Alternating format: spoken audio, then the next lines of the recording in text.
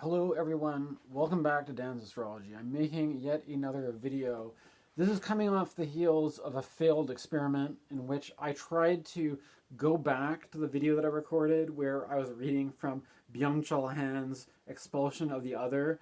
There's so much dense ideas in that book that I thought I would watch the video we recorded and then comment on it with more extrapolation or more commentary after the fact.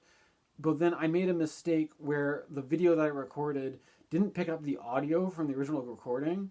And I guess I could go back and then try to edit the audio in, but then it would be extremely tedious to make it sync up properly. So I'm thinking I'm just going to scrap that.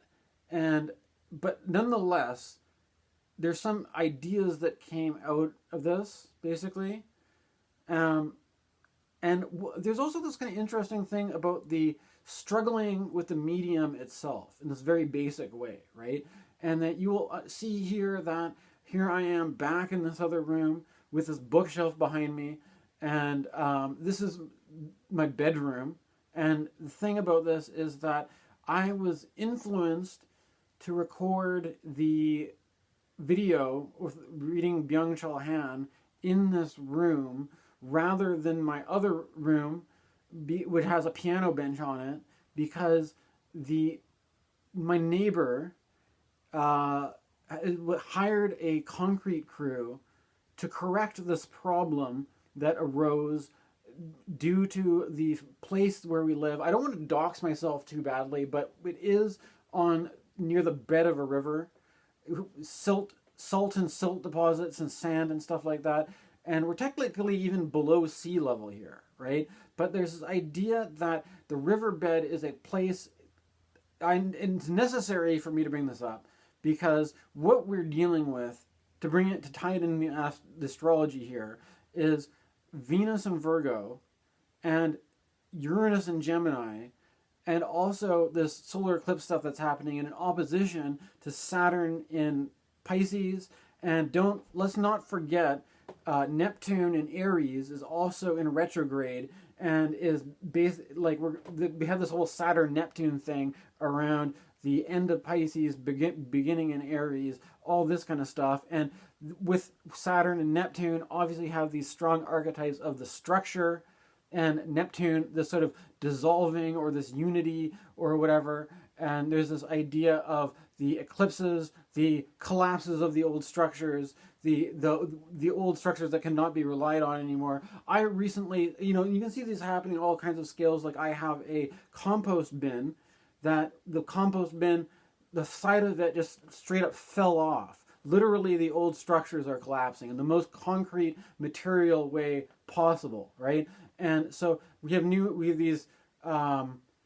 There's also this kind of question, though, when it comes to basic things like gardening and whatever. There's a certain scale of what kind of gardening project that you're doing, and when you start entering into the conversation about compost bins and DIY compost soil enhancement projects, you risk setting off controversial topics here in Canada, such as the rat wars.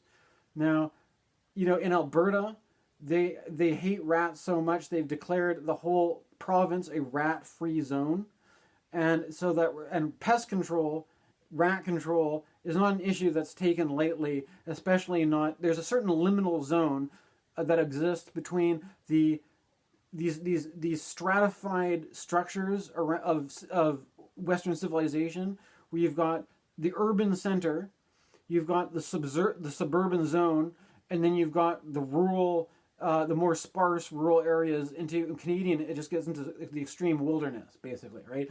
But when it comes to suburban and rural, technically the suburban zone is the area that has a certain population density, and the rural. But the thing is, you could have the farmland and suburbia could actually be mixed up if you have a lot of farming going on, and so it's common to have all kinds of common field mice, common rodents, and stuff like that.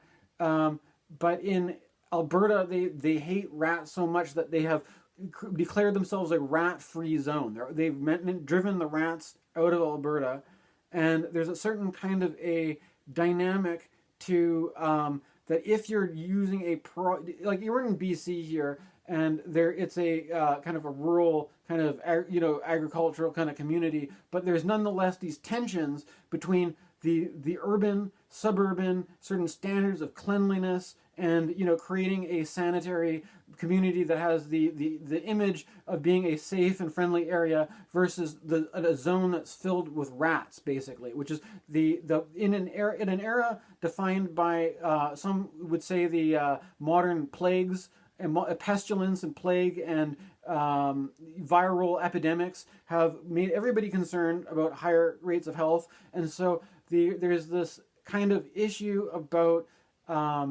the life cycle, agricultural with Virgo, right? Okay, so you got Virgo, the field maiden. You've got the being in this world but not of it, to be the idea of the worldly cycles of death and rebirth and nature and decomposition. These are things that in themselves might be okay, but as soon as rats and rodents get involved, it's too much, basically, right? So one of the things to be aware of is that if you are the viewer, thank you for, if you're watching this video, that you follow this far. But if you are a supporter of Dan's astrology and you are considering your own compost gardening, or your own, maybe you're gonna rake up some leaves, or you're trying to decide whether or not you should rake your leaves up and package them away and give them to the government, or whether your leaves are a kind of a resource for soil renewal and rejuvenation. There's also this kind of question about what is your values as a gardener? Is your values to create a totally sterile, clean environment that reminds you that you have mind over matter, and that you're not, you can, if you want to, you could perhaps even become a transhumanist, right? You could explore different technological answers to give yourself immortality, and you're not beholden to the natural cycles of the earth? Or do you want to incorporate the natural cycles of the environment in a way that you're using a kind of it's almost like a Brazilian jiu-jitsu kind of method, right? Where instead of trying to resist and control the forces of nature with brute effort, you are basically working with them rather than against them. You can see that when leaves fall off trees in the winter, we're approaching the solstice, we're approaching fall equinox, I should say. The equinox point is a symbolically, resonantly charged period of time, because it's the point of time when the darkness there's more time of darkness towards daylight hours, and the leaves fall off the tree, and they compost and stuff like that, right? With all these things in mind, there is the agricultural significations of Virgo as the field maiden, Saturn, the Senex, the old father time, these cycles that we always find ourselves in. The thing is, if you are planning to create a composting environment, you have to be aware that there are certain archetypal dynamics where our animal kin around us are not just furry friends and furry companions, but they bear the weight of being symbolic arbiters of our own mortality. Where instead of just being, animal companions that share the space with us, we live in a world of scary rats and crows, and everything is a harbinger of darkness. And so in order to protect us from this, we need to create a sterile kind of environment that where anything that could remind you of your own mortality or the changes of the world is neutralized and kept at bay, and you are kept you're in like this 24-hour diner where the lights, it's like you're just drinking coffee, you're never tired, the lights are always on, you've got a little laptop, and you're like organizing your spreadsheet, and it's just like this kind of eternal present with that, where you're under this sort of like constant glare of electronic light, and that anything that could remind you of change is sort of neutral, is kept at bay. And this eternal, it's basically like you're an accountant in a marketplace that has always existed and will always exist, and it's kind of removed from the unpleasant reminders of things like, you know, decomposition and change. And one of the things that plays out with this is when you have your driveway, if the land underneath it is part of a kind of a flux, a flow, where there might be cracks in the pavement, the things where driveway was started out flat, now it's, you know, you need to hire concrete crews to make sure that the foundations that you're anchored into are a representation of your own mastery over the environment. Like you've individuated from the natural forces, and now if the world is what you say it is, if you're going to be have like global warming flood your whole community, like hell you're not. You're just going to build a fucking skyscraper like master, you know, palace and that patrolled by helicopters and stuff like that. And that's going to be your domain above the natural force. But it takes an incredible amount of effort to do that. So instead, I like to do a thing instead called permaculture, which is to, instead of exerting all that effort to try to work with the natural forces. But the risk here is that to set yourself up to try to do that is you're creating something which from at a visual level, if you're doing something that looks different than everything around you, there's a risk of being visibly non-compliant with the established order of how people like to do things, and making yourself a kind of a target for hostility to enforce a kind of compliance by violence, basically, right? And it's like this is basically, these kinds of themes are, I think, relevant with the Expulsion of the Other, the Byung Chan book that I was trying to do, right? And this basic idea that is also kind of ironic in a way, being that I'm living in a place where I have, if anything, I feel like a pressure that I want to expulse. Well, I don't know. Hold on.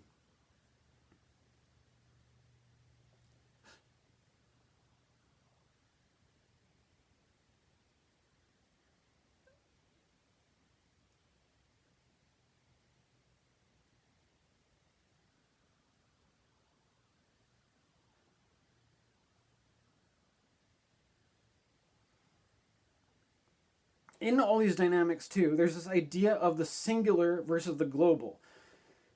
When you apply this idea of the singular to the global to the look of a suburban neighborhood, what I find shocking is that if you compare the appearance of a suburban neighborhood on the East Coast versus the West Coast versus the Midwest or the Deep South or wherever, I'm often shocked by how the suburban look is basically identical from one area to the other. This is basically the product of globalization. You could perhaps go to another country on the other side of the world and find yourself lost in a suburb that looks basically identical. It was also interesting that in, I think, China, they had somebody built a Costco there, and like the Chinese people would like go to Costco and they would like say it made them feel like they were in California or whatever. This is the idea of like corporate globalism, is that there's this basic standard for like conformity to a certain image or a certain style or a certain pattern,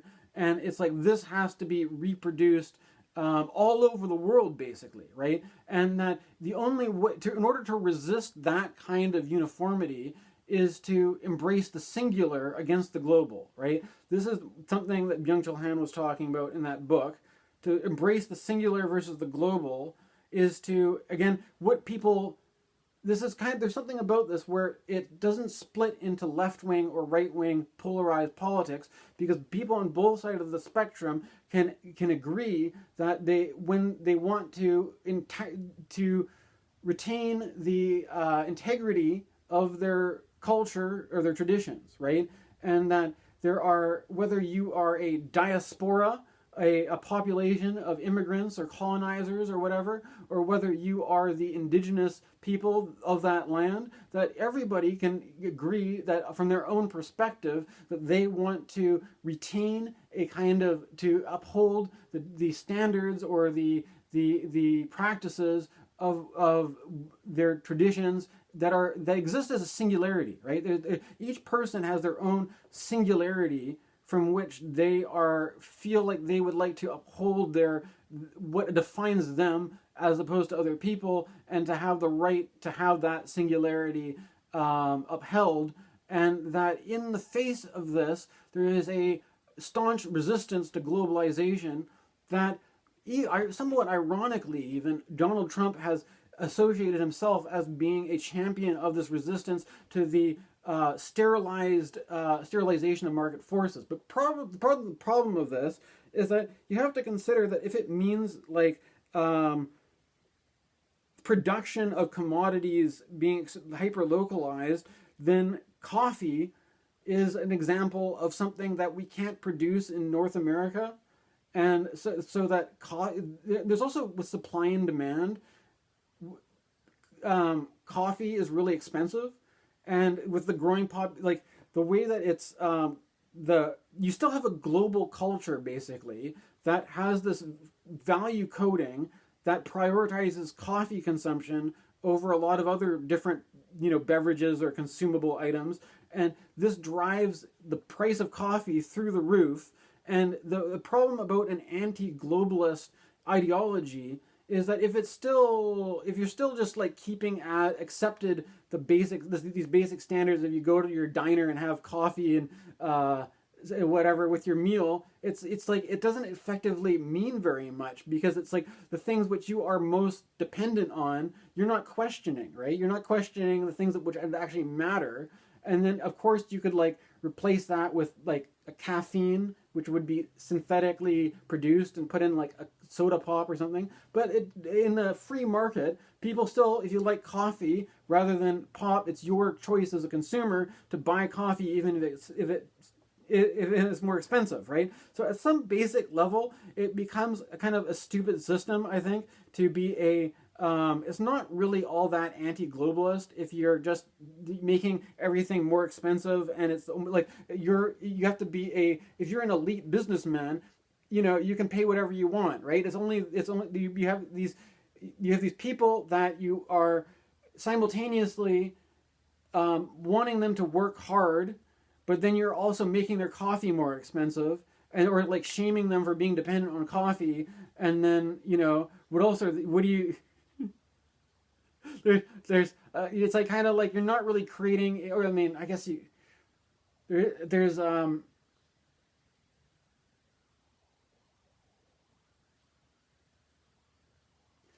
so and there's the resistance to globalism is also the American standard of the American suburb and the American automobile and the American nuclear family and all this kind of stuff. This is all just a globalist thing. What would a localized singularity be in contrast to that, rather than just assuming that the localized singularity is something different, right? And then that even if the singularity, the whole point is that what is considered to be normal and standard and what you'd expect everywhere is actually usually has its own diversity in it, in the sense that you could have it's not I think this is actually why the gay trans issue becomes so important, especially with this, and you can see this with the Gemini and Uranus thing, that Gemini being this diversity, this multiplicity, and Uranus, this shocking this shock that arises out of the multiplicity is that the things which you would assume maybe had a certain uniform conformity, as if it's this global thing that you're like, oh, a suburb everywhere. I get the same fucking McDonald's hamburger every, there's a McDonald's, there's a Starbucks, there's a Walmart everywhere I go, and I can expect the same thing everywhere. But then I would expect that then this brand recognition system that a family of, wouldn't have little gay kids running around, because that's the polar opposite to apparently what they stand for, right? Why would, if you have this really red state community that's coded as being anti-gay, who would expect that there'd be gay people mixed in there? And who would expect that if you live surrounded by all that hostility, that these people might react in a shocking, aggressive way, right? Like because you expect everything to conform to this really like every Starbucks has to look the same, every McDonald's has to look the same, every neighborhood has to look the same, every suburb has to look the same as this global pattern and then people are resisting globalism, and like who would actually expect that there could be some sort of like strange queerness that arises out of that, right? That resists being this stamp of, and that's actually the part of what resisting globalization looks like. It may not actually be just a fucking bunch of Duck Dynasty guys, right? Like.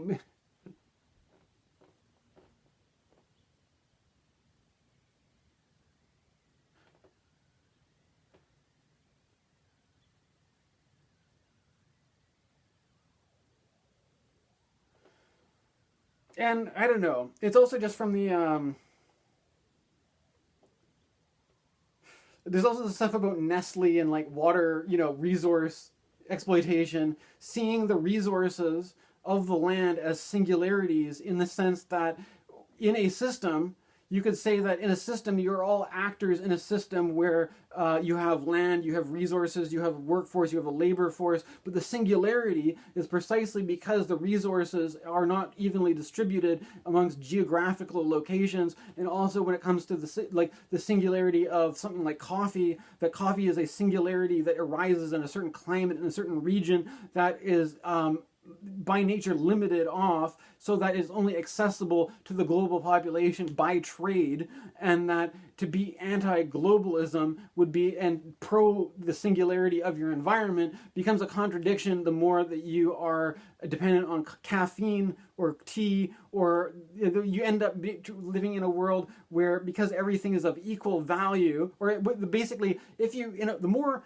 global market capitalism is foregrounded, basically, then you have everything's fungible within the monetary value of that system. Then there doesn't really matter in this idea whether you drink coffee, whether you drink tea, whether you drink yerba mate, whether you drink soda pop. It's all basically the same, so that you then basically create a market where you don't have coffee anymore, you don't have tea anymore, you don't have anything that isn't grown here, and if you can only make local caffeine through a synthetic means, then we all have to drink like shitty like Diet Cokes and just pretend that's the same as coffee, because the actual singularity of what the thing is and where it's from doesn't actually mean anything. And then whether or not you have in that whole system, your Diet Coke is at a market parity with a bottled fresh water, which you don't have access to for free. You'll have to buy from the same vending machine, and that your own creek, which is a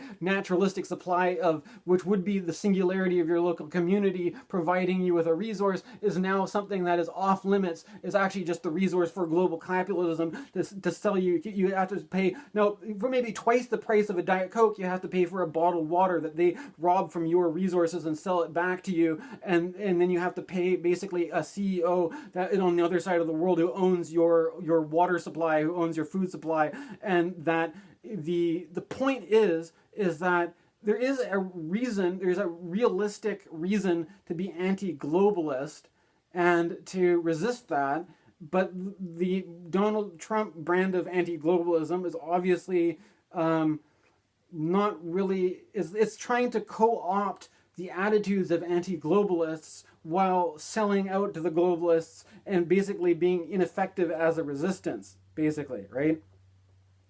And I'm amazed that I've only been talking for 23 minutes. It feels a lot longer because I was trying to record this other video earlier. I feel like I'm getting a lot into this 23 minutes, and I'm hopefully hopefully this isn't, I don't know. I have to also admit that I've been doing this sort of thing recently where I recorded a bunch of videos for another channel of mine, and then after doing it, I don't know if I could say I regretted what I recorded, but I felt bad about it and I took it off. Okay, so I'm in it. And then I tried to do this video earlier today, and like I said, I had some technical difficulties, and so I'm kind of trying to overcome some creative obstacles with this whole thing. And there's some basic issue here, I think, that you can see.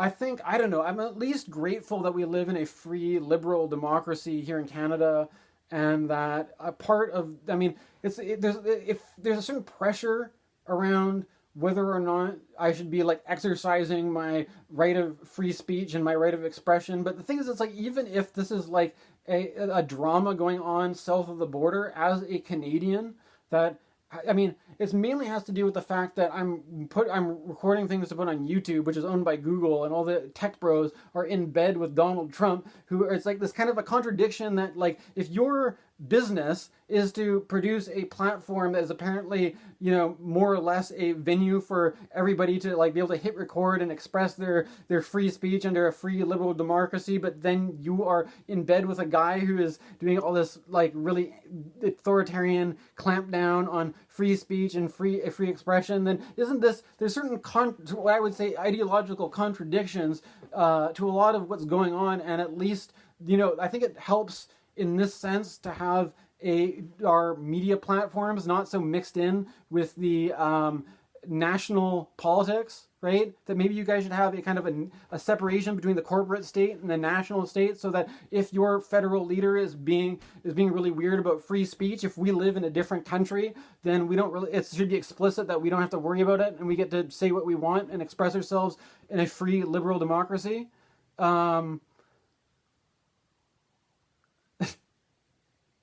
So if this is still how it works, I'm gonna be taking advantage. You know, might as well take advantage of my full right and freedom to express myself and say what I've got to say, right? And there's something about the question of whether or not it's good to do this in the context of astrology, but this is just simply, I don't know.